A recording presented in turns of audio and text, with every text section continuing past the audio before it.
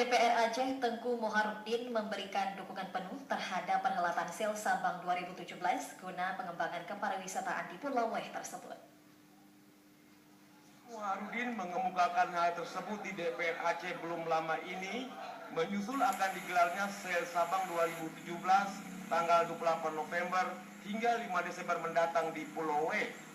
Dewan telah menyerahkan kepada pemerintah Aceh untuk mensukseskannya.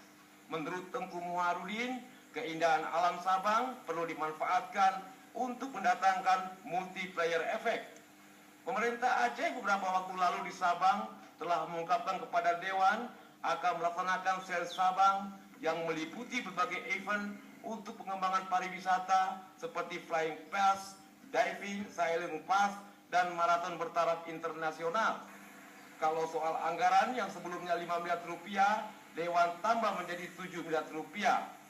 Dari segi pengawasan memang banyak usulan dari Dewan, seperti menjadikan Aceh sebagai pusat riset manajemen bencana saat digelar SEL Sabang tersebut.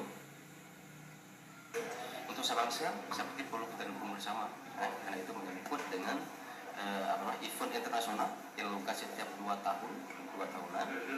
Hari ini saya pikir ini menjadi kebanggaan juga bagi Aceh, bahwa Aceh dibicarakan menjadi tuan rumah, dan saya pikir ini menjadi maruah kita bersama untuk kemudian kita buktikan pada dunia bahwa Aceh sudah aman, dan kita harapkan dari event SEL Sabang nanti akan mendatangkan multi-player effect. Untuk Sabang SEL ini berapa yang disikapi yang Sabang SEL dari sebelumnya di Mulut sudah di 5 miliar. Bertambah dari dinyatakan 7 miliar lebih, dan semula dinyatakan 7 miliar lebih, kita sepakati di 5 miliar.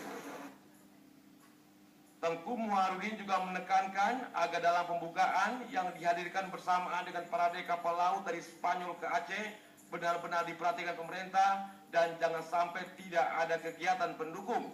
Tim Liputan TVRI melaporkan.